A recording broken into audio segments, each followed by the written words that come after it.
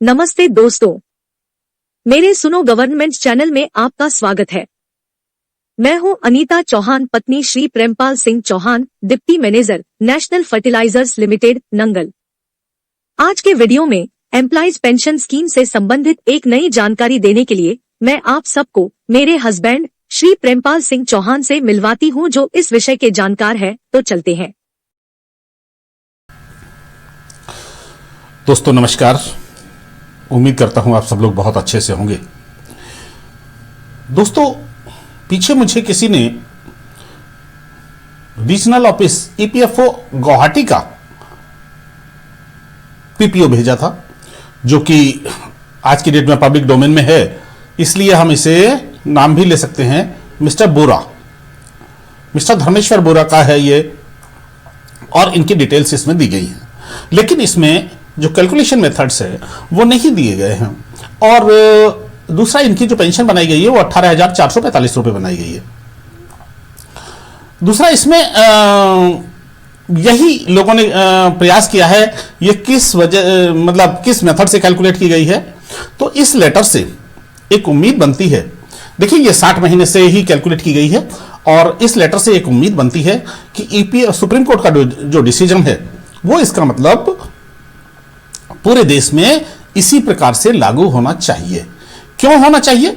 क्योंकि भले ही EPFO Salem, EPFO Orissa, Cuttack वगैरह, ईपीएफओ शिमला ने कुछ ये कंफ्यूजन फैलाने की कोशिश की है कि प्रो रेटा बेस पे पेंशन दी जाएगी, उन्होंने कैलकुलेट करके वो भी डाले। लेकिन ये ईपीएफओ ऐसा नहीं हो सकता कि हेड ऑफिस की मर्जी के बगैर वो लेटर आए थे और हेड ऑफिस की मर्जी के बगैर ही ये लेटर आया है। इसलिए अब शायद ईपीएफओ को यह समझ में आ रहा है कि सुप्रीम कोर्ट का डिसीजन इनको लागू करना ही होगा। इनके एनसीपी डेज वगैरह भी दिए हुए हैं, ठीक है जी, और इनके लास्ट बेसिक वगैरह भी दी हुई है, और सारी इनकी सर्विसेज वगैरह दी गई हैं। तो हम चलते हैं, हम ये देखने का प्रयास करेंगे कि ये पेंशन कैसे कैलकुलेट की गई है। पहली बात तो ये कि ये जो कैलकुलेशन है ये जस्ट एक इमेजिनेशन है, एक्चुअल कैलकुलेशन फिर भी ईपीएफओ के पीपीओ की जो है वही कंफर्म है। दूसरा, यदि आप ऐसी ही कैलकुलेशन आप मेरे माध्यम से करवाना चाहते हैं तो आप इस नंबर पर, ये व्हाट्सएप नंबर दिया गया है, इसमें आप इस पे कांटेक्ट कर सकते हैं। अब हम इस टेबल की तरफ चलते हैं। देखिए, एक इंपॉर्टेंट डेट 31 अगस्त 2014 है हमारे यहां। 1/9/2014 के बाद में जिसको सारी पॉलिसी चेंज कर दी गई थी ईपीएफओ द्वारा। आपकी जो मिस्टर बोरा की डेट ऑफ बर्थ है वो 1 जनवरी 1960 है, और इन्होंने ये सब डेटा मैंने उनके पीपीओ से ही लिए हैं। 2 नवंबर 1987 को उन्होंने कंपनी ज्वाइन की थी। 16 नवंबर को हमारी ईपीएस लागू हुई थी।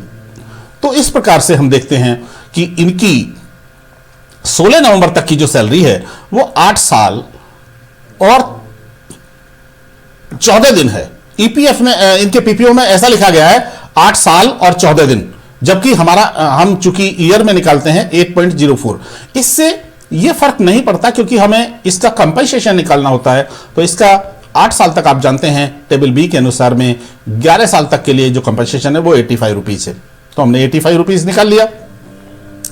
अब हम देखते हैं इनके 364 दिन एनसीपी डेज हैं। NCP days non contributive period, यानी एनसीपी डेज बोलेंगे, नॉन कंट्रीब्यूटिव पीरियड डेज। तो ये, और इन्होंने इनका जो रिटायरमेंट है वो 31 दिसंबर 2017 को है, एग्जैक्ट 31 दिसंबर 2017 को है। तो इनकी, इसका मतलब यह है 1 जनवरी से पेंशन लागू हो गई होगी। तो जब हम 31 दिसंबर को डायरेक्ट, चूंकि हम एक फॉर्मूले पे पेंशन कैलकुलेट कर रहे हैं और इसी फॉर्मूले पे उनकी पेंशन कैलकुलेट की गई है। और देखिए, मैंने बार बार कहा है कि सुप्रीम कोर्ट का डिसीजन हर हाल में लागू होगा, हर वीडियो में कहा है, भले किसी ने हमारी मजाक बनाने की कोशिश की हो, लेकिन ये सुप्रीम कोर्ट का डिसीजन है, हर हाल में लागू होगा। और पेंशन वो हर हाल में, भले ही हम तैयारी अपनी हर प्रकार की रखें, लेकिन पेंशन इसी प्रकार से कैलकुलेट होगी। और मैंने यह भी कहा था कि प्रोरेटा बेसिस किसी भी कीमत पर लागू नहीं हो सकता। एक वीडियो में मैंने यह भी कहा था। उसका कारण क्या है? क्योंकि प्रोरेटा बेसिस जहां पे लागू हुआ था 2014 में, उसमें जब सेक्शन 12 को उन्होंने मॉडिफाई किया था, तो उसमें 11(4) और 12 के अनुसार, ईपीएस की 11(4) और 12 के अनुसार सेक्शन जो हैं उसमें स्पष्ट लिखा था, कंडीशंस दी हुई थी कि प्रोरेटा इसलिए लागू होगा कि इस डेट से पहले 5,000 बेसिक है और बाद में 15,000 बेसिक है। चूंकि वहां पे कंडीशन दी हुई थी और डायरेक्ट केस में कोई भी कंडीशन नहीं है, इसलिए प्रोरेटा लागू नहीं हो सकता। तो हमें कुछ नहीं करना है, सिंपल 31 दिसंबर 2017 में से 16 नवंबर 1995 इस डेट को घटा देना है। तो इस तरह जब हम इस डेट को घटाएंगे और उसी डेट में से हमें 364 दिन घटा देने हैं, क्योंकि 364 दिन नॉन कंट्रीब्यूटरी पीरियड है। नॉन कंट्रीब्यूटरी पीरियड को सीधे के सीधे आप, चूंकि पेंशन डेज में कैलकुलेट होती है, इसलिए आप उसे सीधे घटा देंगे। तो ये आते हैं हमारे 7,717 दिन। ठीक है जी, 7,717 दिन आते हैं। अब हम चलते हैं, इनकी टोटल सर्विस कितनी हुई ईपीएस में। ईपीएस में इनकी टोटल सर्विस होती है 17 तक 21 साल 1 महीने, 21.1 ईयर। मेरे हिसाब से मैं इसको 21.1 में लेता हूं, क्योंकि 365 से डिवाइड कर देता हूं डायरेक्ट। और ईपीएफओ ने इनके पीपीओ में ऐसे लिया हुआ है 21 ईयर 1 मंथ और 17 दिन। चूंकि हम डायरेक्ट कैलकुलेट करते हैं दिन को, और ये इस तरह निकालने के बाद उसको डे में बदलते हैं, यानी कुल मिला के आपकी जो पेंशन है उससे 8 दिन कम करने का एक तरीका ईपीएफओ ने निकाला हुआ है। मैंने आपको कई बार यह भी बताया कि ये 8 दिन कम लेते हैं।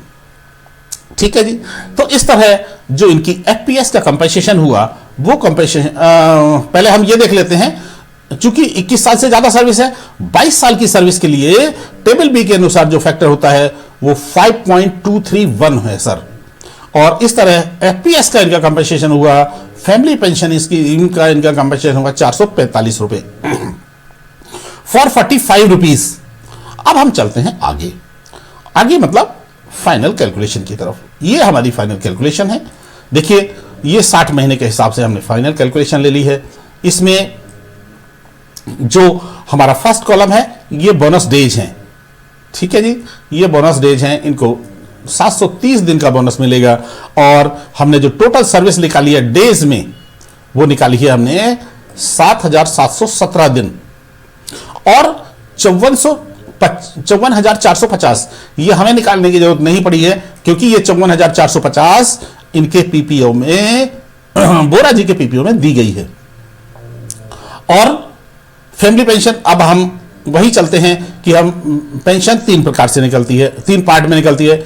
ए पार्ट यानी जो हमारा एफपीएस का पार्ट है 445 रुपए, जिसको हमने अभी ऊपर कैलकुलेट किया, और ये ऊपर कैलकुलेट किया हमने 445 रुपए। पार्ट है पेंशन बिटवीन 16/11 से 2014 तक। और तीसरा पार्ट है हमारा 1/9/2014 से बाद में।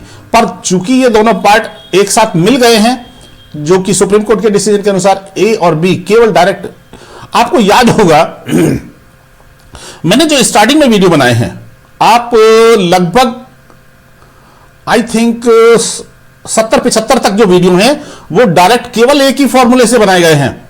और उसमें जब मुझे लोगों ने टोका और ईपीएफओ दूसरी जगह के प्रोरेटा बेस पे पेंशन आ गई, तब हमने प्रोरेटा की भी कैलकुलेशन करनी स्टार्ट की है। वरना हम शुरू से मानते थे कि एक ही पेंशन लगेगी, और वो तो इस तरह हमने इकट्ठी पेंशन कैलकुलेट कर ली।